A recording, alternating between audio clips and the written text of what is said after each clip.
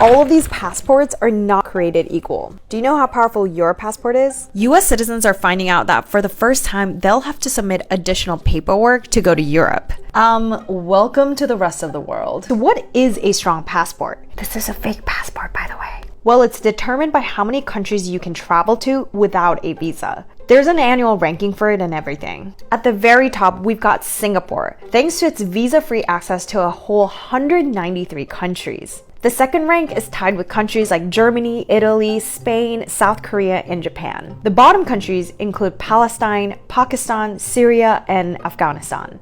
Are you also noticing a pattern here? For the most part, it's kind of a story about how rich the country you were born in is. Guys, this is Kristen Surak, who wrote an entire book about how the ultra-rich can buy themselves a golden passport.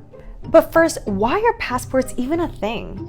Major shift in this was the 20th century and World War I. World War I made countries think, oh my God, we gotta know who's who, we gotta know who's loyal, and that system just got more and more rigorous. And today, passports play a huge role in putting people into boxes. So how do passports relate today to the existing world order? So in a way, it locks people into their country. It limits their options. And when underprivileged passport holders try to travel, a lot of rich countries often assume you're more likely to overstay your visa. There's often the stereotype that if you're from the quote-unquote global south, you're poor and desperate, but that's not true. But did you know gender can also be a factor? So not all countries will allow you to get the citizenship through the mother. It might still be only through the father. This leads some people to end up stateless. If you're born in Jordan to a Jordanian mother and your father's Palestinian, stateless, you'll probably still be stateless. Today, at least 10 million people are stateless,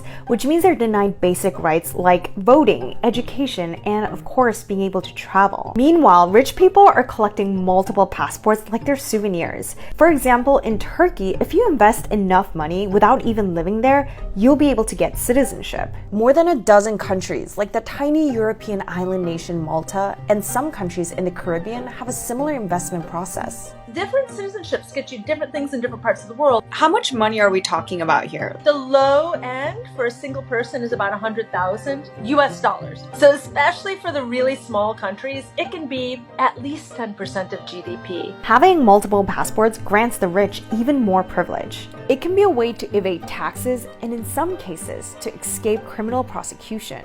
For others, it can mean a lack of healthcare, better jobs, or even a safer place to live if necessary. Or maybe even just wanting to go on vacation. Of course, US passport holders looking to go to Europe won't have to go to an embassy to go through a rigorous vetting process. It's as simple as submitting an application online. It's not even a visa. So it turns out passports are a modern day creation that serve the rich and powerful to further secure their status, while those holding lower ranked passports are kept in their place.